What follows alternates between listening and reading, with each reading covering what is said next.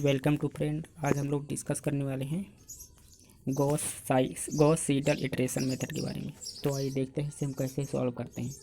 तो always arrange the given set of equation in such way that it is diagonal dominated. ठीक, तो अगर हमें कोई भी सिस्टम ऑफ लीनियर इक्वेशन दी है तो उन्हें हमें एक अरेंज में हमें सेट करना है। जैसे यहाँ पर दिया है इक्वेशन दी है, जैसे यहाँ पर 3x + 20y - z equal to ये -18 और 20x + y - 2z equal to 17, 2x - 3y + 20z equal to 25। ठीक, ये तीन इक्वेशन हमें दी हैं। अब हमें करना क्या है, यहाँ पर जो हमारा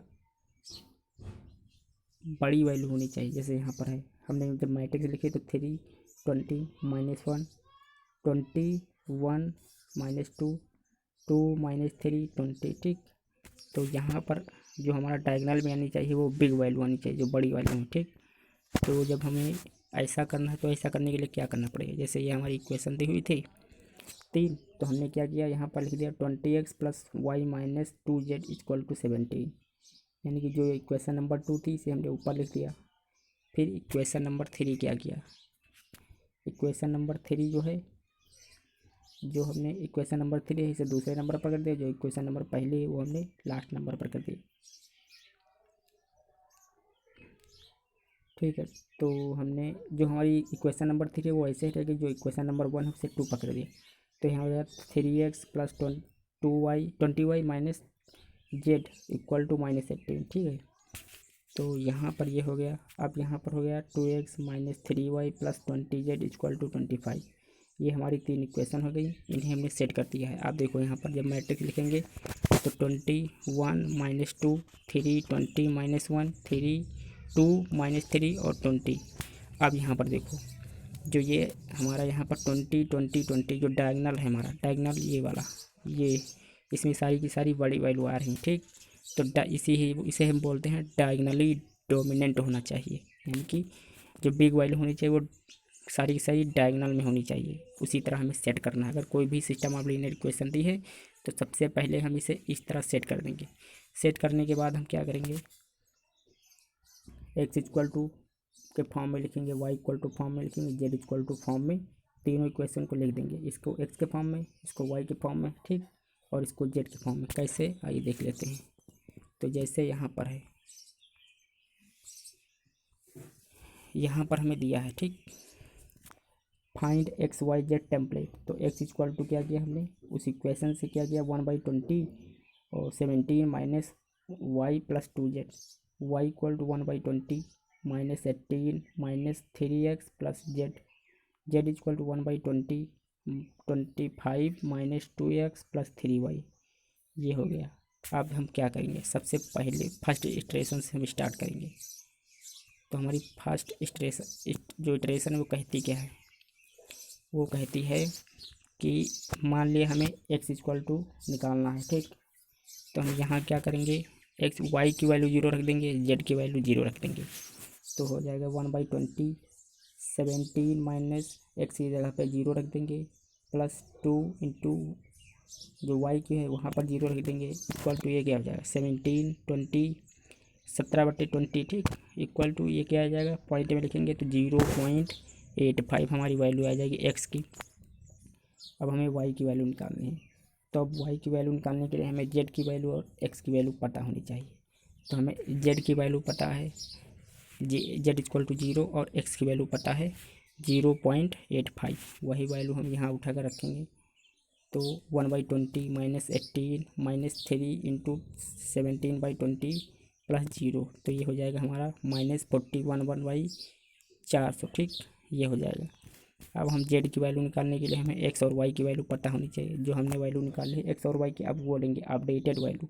जैसे y की वैल्यू पहले 0 ली थी वो नहीं लेंगे, अब ये वाली लेंगे, ये -411/400। तो यहाँ पर z की वैल्यू निकालने के लिए हमने क्या किया, 1/20 जो टेम्पलेट इक्वेशन थी वही लिख ली यहाँ पर।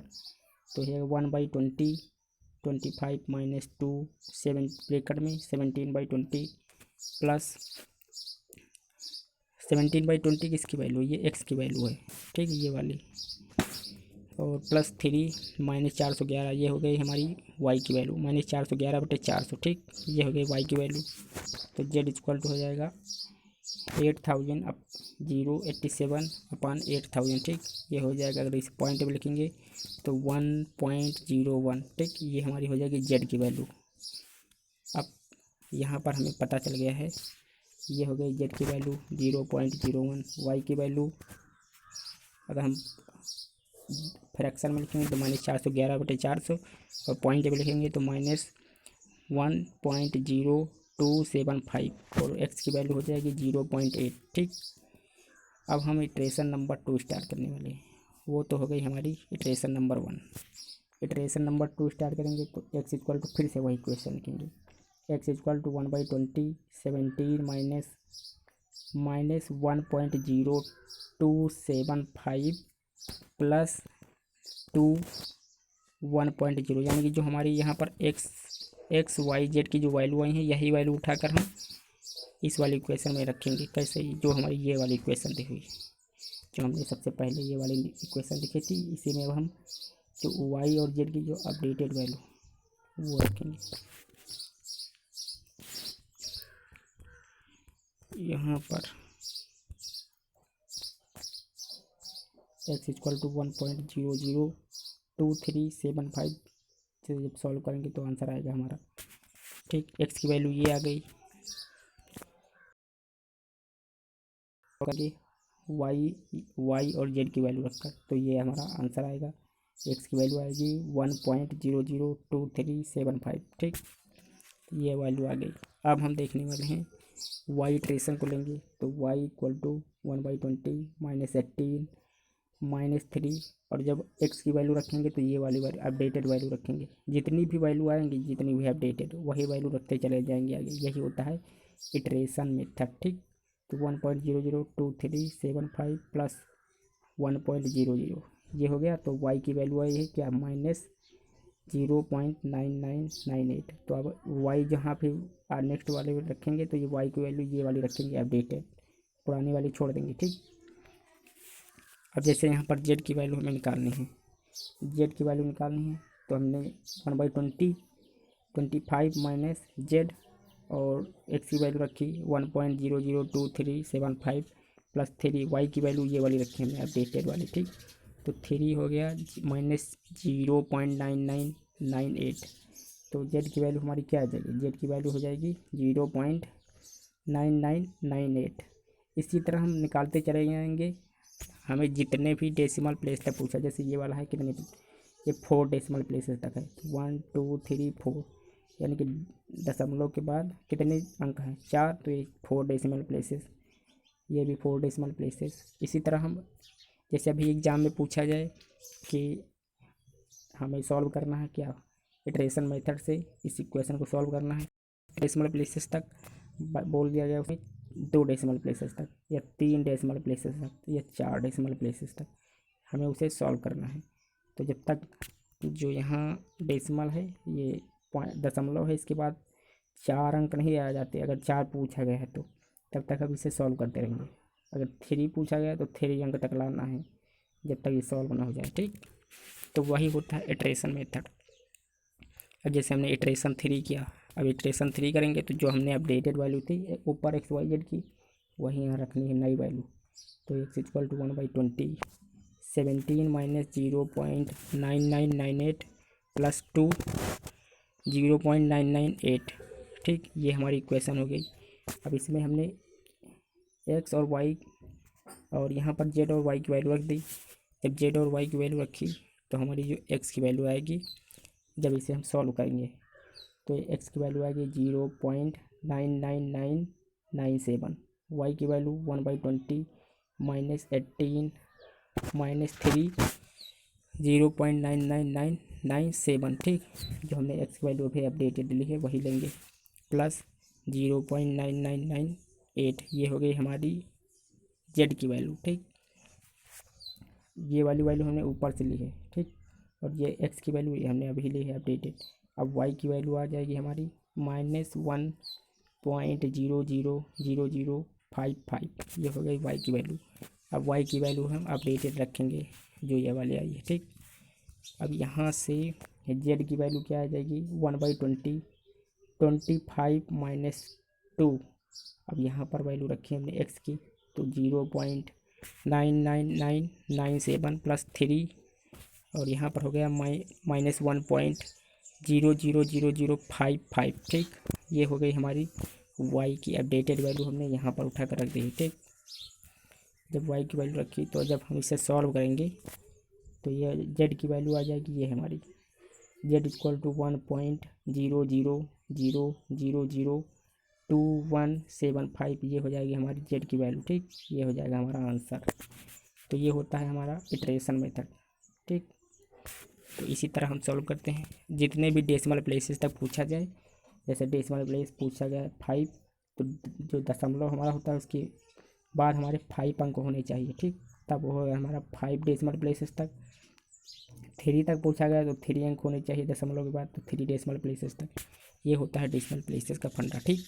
और अगर आप लोग देखना चाहते हैं कि हम अप्रोक्सीमेट कैसे करते हैं डेसिमल को, तो हमारा एक वीडियो पड़ा हुआ है, आप लोग सर्च कर सकते हैं एम्पावर नॉलेज पर, ठीक। उसे देख सकते हैं, आपको इससे फ़ायदा होगा। थैंक।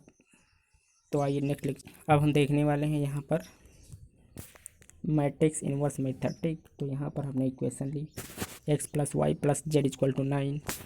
दूसरी इक्वेशन है हमारी, यहाँ पर है 2x plus 3y plus 4z equal to 13, और 3x plus 4y plus 5z equal to 14। ax equal to b के फॉर्म में लिखा। ये क्या है, कोफिशिएंट मैट्रिक्स। ये हो गया 1 1 1 2 -3 और 4 3 4 5।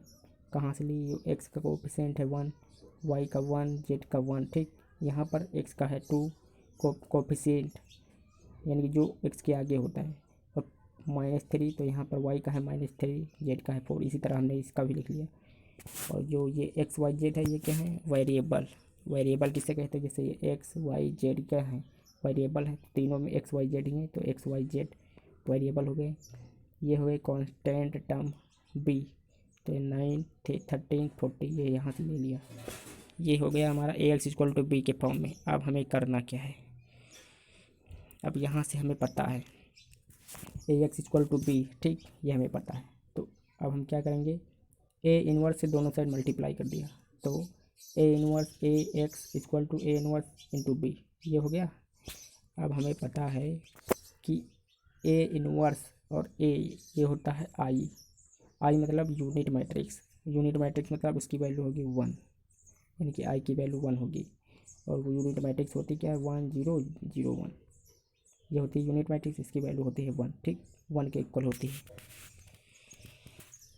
तो यहाँ पर हो गया A inverse A X equal to A inverse B, तो A I X equal to A inverse B.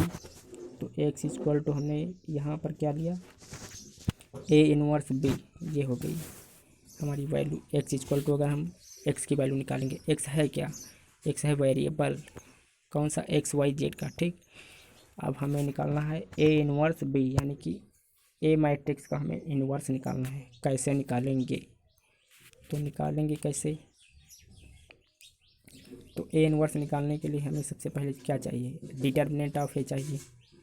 तो हम ए का डिटर्मिनेंट निकालेंगे। तो यहाँ पर जब हमने ए का डिटर्मिनेंट निकाला, कहाँ से निकाला है हमने, जब ए का डिटर्मिनेंट निकालेंगे तो ये क्या आ जाएगा, यहाँ पर ए इनवर्स होता क्या है, ए इनवर्स होता है एडजॉइन ए बटे मॉड ऑफ -12 आएगा। जब इसे इस वाले कोफिशिएंट को सॉल्व करेंगे, जो मैट्रिक्स दी है ए, उसे जब हम उसका डिटर्मिनेंट निकालेंगे तो वो आएगा -12। तो -12 पता चले। अब हमें निकालना है एडजॉइन ए। एडजॉइन ए का एक शॉर्टकट मेथड है, वो क्या है, जो हमें मैट्रिक्स दी है तो उसे क्या करेंगे 1 1, और मैट्रिक्स क्या दी हुई है, हमें दी है 1 1 1 2 -3 4 3 4 5। तो देखो यहाँ पर हमने लिखी 1 1 1 2 -3 4 3 4 5, ये लिखा। अब हम क्या करेंगे, जो ये वाली दोनों हैं इसे हम इस साइड लिख देंगे, जैसे यहाँ पर लिखा, ये वाली जो हमारी कॉलम है 1 2 3 यहाँ लिखा, फिर ये वाला कॉलम 1 -3 और ये 4, तो यहाँ 4 लिखा।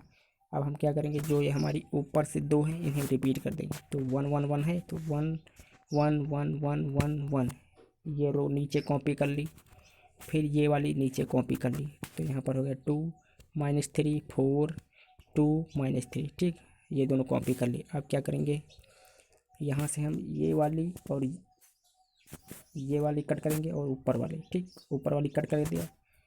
अब हम निकालेंगे एडजॉइन ए। एडजॉइन ए निकालेंगे कैसे, देखो, वैसे हम पिछले लेक्चर में बता चुके हैं, वहाँ पे आप देख सकते हैं। तो जैसे यहाँ पर एडजॉइन ए निकालना है, तो ये हो गया, इसको इससे मल्टीप्लाई करेंगे, इसको इससे, तो 5 15 माइनस का 15 और 4 चौक 16 माइनस का 16, ये क्या आ जाएगा, माइनस माइनस से तो जुड़ जाएंगे, तो माइनस का 31। फिर इसको इससे मल्टीप्लाई करेंगे, इसको इससे, तो क्या हो जाएगा, ये हो जाएगा 4 और माइनस का 5 यानी कि प्लस का 5 हो जाएगा, तो 9, तो प्लस का 5 हो जाएगा, तो ये हो जाएगा माइनस का 4 प्लस का 5 में माइनस का 1 आ जाएगा। फिर इसको इससे मल्टीप्लाई करेंगे, इसको इससे, तो माइनस का 4 और ये हो जाएगा प्लस का माइनस का 4 और माइनस का 12, ठीक, 7 4 12, तो यहाँ पर हो जाएगा 7, ठीक। उसके बाद में हम यहाँ से मल्टीप्लाई करेंगे। अब ये वाला इससे मल्टीप्लाई करेंगे, ये वाला इससे, 4 3 12 और माइनस 5 2 9 10, तो यहाँ पर हो जाएगा माइनस का 2।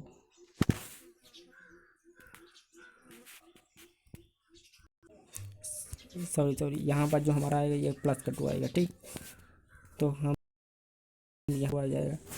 उसके बाद में इसको इससे मल्टीप्लाई करेंगे और इसको इससे मल्टीप्लाई करेंगे, तो 5 2 9 10 और माइनस 4 3 12, तो यहाँ पर आएगा, तो हमने 5 2 10 माइनस 4 3 12, तो यहाँ पर आएगा माइनस का 2। फिर इसको इससे, तो ये हो जाएगा 4 2 8 और माइनस का हो जाएगा 4 2 8, 4 करने 4, तो ये हो जाएगा यहाँ पर 1 है, सॉरी, तो 4 करने 4 हो जाएगा, और यहाँ पर 4 2 8,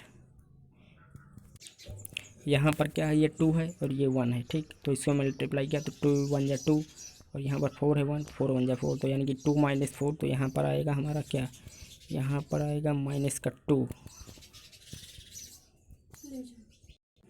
तो इसी तरह सॉल्व करेंगे, तो यहाँ पर -2 आ गया है। उसके बाद में यहाँ पर सॉल्व करेंगे, तो ये हो जाएगा 4 2 8 और ये माइनस का 9, तो 3 3 का 9, तो 8 -9 यानी -9 और ये हो जाएगा प्लस, तो 8 + 9 17 हो जाएगा। यहाँ पर इससे मल्टीप्लाई करेंगे इससे, तो ये हो जाएगा हमारा -1 और -3 हो जाएगा, और ये माइनस का 4 कितना हो जाएगा, तो यहाँ पर माइनस का 1 हो जाएगा।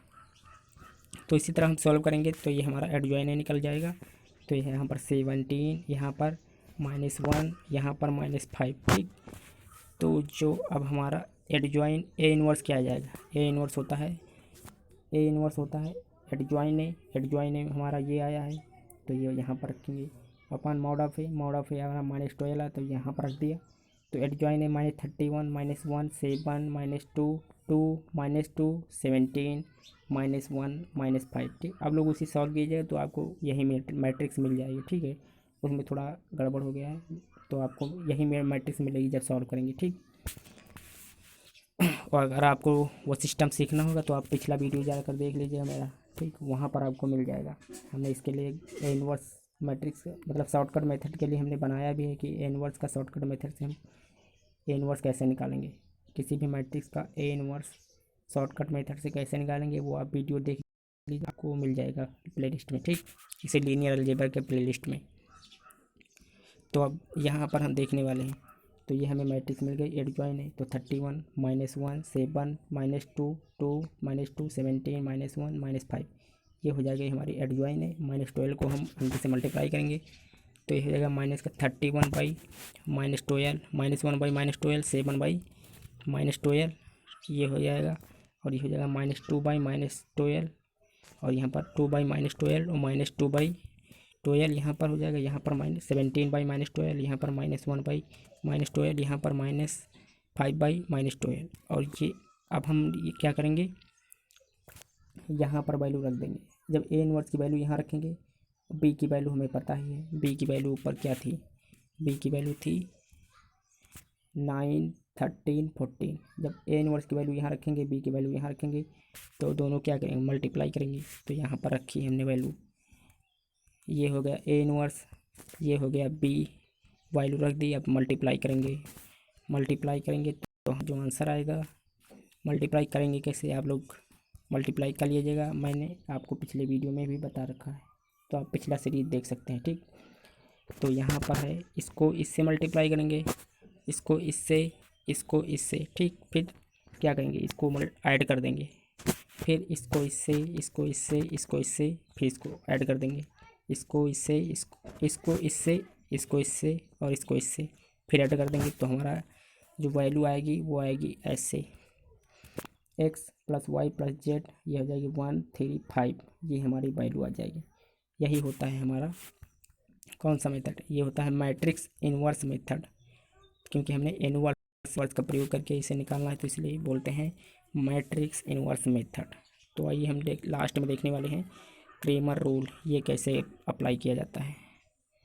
तो यहाँ पर हमने देखा कि जैसे x + y + z = 9 है, 2x - 3y + 4z = 13 है, 3x + 4y + 5z = 40 है। तो अब हम करेंगे क्या, यहाँ पर इफ़ वायलेट ओनली, ये क्रेमर रूल वायलेट तब है जब हमारा जो कोफिशिएंट मैट्रिक्स का डिटरमिनेंट होना चाहिए वो डज नॉट इक्वल टू 0 होना चाहिए। तो क्यों 0 होना चाहिए, क्योंकि अभी पता चल जाएगा कि, और स्क्वायर मैट्रिक्स होनी चाहिए। ठीक, तभी ये सॉल्व होगा, और स्क्वायर मैट्रिक्स होना,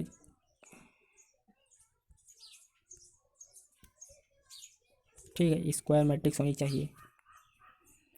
जैसे ये लिखा AX = B, इस फॉर्म में लिखा, तो x = यहाँ पर क्या हो जाएगा, पहले डिटरमिनेंट निकालेंगे, तो डेल्टा x/x, डेल्टा, तो डेल्टा x/डेल्टा, जो डेल्टा है ये है हमारा कोफिशिएंट मैट्रिक्स का डिटरमिनेंट। अगर ये 0 हो जाएगा तो ये क्या हो जाएगा, ये हो जाएगा इन्फिनिटी। इसीलिए जो हमारा मैट्रिक्स होना चाहिए, मैट्रिक्स का डिटरमिनेंट 0 नहीं होना चाहिए कोफिशिएंट मैट्रिक्स का। तो आइए देखते हैं एग्जांपल में। और y = होता है डेल्टा y/डेल्टा, z = होता है डेल्टा z/डेल्टा, जहाँ डेल्टा क्या है, ये कोफिशिएंट मैट्रिक्स का डिटरमिनेंट है। तो यहाँ पर जैसे हम देखने वाले हैं, अब पहले निकालते हैं डेल्टा, यानी कि डेल्टा निकाला, जो हमारी इक्वेशन दी है उनके कोफिशिएंट में से हमने क्या मैट्रिक्स बनाया, डिटरमिनेंट बनाया। ठीक, मैट्रिक्स बनाई तो मैट्रिक्स का डिटरमिनेंट निकाला, तो 1, 1, 2 - 3, 4 और 3, 4, 5। तो इसका जो डिटरमिनेंट आएगा वो आ जाएगा -12। अब डेल्टा x निकालेंगे, डेल्टा x निकालेंगे तो जो हमारा फर्स्ट कॉलम है वहाँ पर हम जो हमारा b की वैल्यू दी हुई थी, b यानी कि कांस्टेंट टर्म की वैल्यू जो हमारी यहाँ पर क्वेश्चन दी हुई थी, तो उसके इक्वल, जैसे 3 हो गया, ये हो गया 5, ये वाली वैल्यू। ठीक, तो वहाँ पर b की वैल्यू क्या थी, 9, 13, 14, 1 - 3 और ये 4, ये वाले ऐसे लिखे रहेंगे, और जो फर्स्ट वाली रो है यहाँ पर हम b की वैल्यू डाल देंगे। तो यहाँ पर b की वैल्यू क्या हो जाएगी, 9, 13, 14। तो इसे सॉल्व करेंगे तो -12 मिलेगा। इसी प्रकार डेल्टा y, तो ये फर्स्ट दो ये वाला कॉलम ऐसे ही रहेगा। ठीक, सेकेंड वाले कॉलम में हम डेल्टा जो हमारा b की वैल्यू है कांस्टेंट टर्म की वो रख देंगे, तो 9, 13, 14। और जो थर्ड कॉलम है ये ऐसे रहेगा 1, 1, 4, 5, इस वाले जैसा। ठीक, और ये फर्स्ट वाला भी इस वाले जैसा, लेकिन बीच वाला बदल जाएगा क्योंकि डेल्टा y निकाल रहे हैं। तो हमें इतना मान के चलना है, ये x है, ये y है, ये z है। ठीक, तो पहले हम अगर डेल्टा x निकालना है तो x की जगह पे b की वैल्यू रखेंगे। b की वैल्यू क्या होंगी, 9, 13 और 40। अगर y की वैल्यू निकालनी है डेल्टा y की, तो y की जगह पे वैल्यू रखेंगे, बाकी दोनों कॉलम सेम रहेंगे इस वाले डिटरमिनेंट के। ठीक, उसके बाद अगर z की वैल्यू निकालना है तो z की वैल्यू के लिए हमने क्या किया, डेल्टा z। तो डेल्टा z की वैल्यू के लिए हमने क्या किया, जो 1, 2, 3 ये ऐसे रहेगा, 3, -3, 1, -3 और 4 ये ऐसे रहेगा। लेकिन थर्ड जो जेड, ये लास्ट वाला कॉलम है इसमें 9, 13 और 40, 20, यहाँ सॉरी लिख दिया 40, ये वाली वैल्यू हो जाएगी। तो डेल्टा, और जब इस डिटर्मिनेंट को हम सॉल्व करेंगे तो ये आएगा -16। ठीक, ये आंसर आ जाएगा। अब हमें निकालना है वैल्यू। तो यहाँ पर जब वैल्यू निकालेंगे तो हमारा x equal to delta x upon delta, तो यहाँ पर डेल्टा एक्स की वैल्यू -12 और डेल्टा की वैल्यू -12, तो 1 आ गया। Delta y equal to delta y upon delta, तो डेल्टा वाई की वैल्यू -36 और -12, तो यहाँ पर वाई की वैल्यू क्या आ जाएगी, ये हो जाएगी 3। जेड की वैल्यू निकालेंगे तो डेल्टा जेड अपान डेल्टा, तो डेल्टा जेड की वैल्यू -60 और डेल्टा की वैल्यू -12, तो ये आ जाएगी जेड की वैल्यू 5। तो यहाँ पर हमें एक्स वाई जेड की वैल्यू इस तरह मिलेगी क्रेमर रूल से। तो ये हो जाएगा हमारा आंसर। अब हम देखने वाले हैं एचलन मैट्रिक्स। एचलन मैट्रिक्स अभी हम पीछे निकाल चुके हैं कि कैसे निकालते हैं एचलन मैट्रिक्स। जैसे ये वाली हमें एक मैट्रिक्स दी है, तो हम इस यहाँ से एक लाइन खींचेंगे।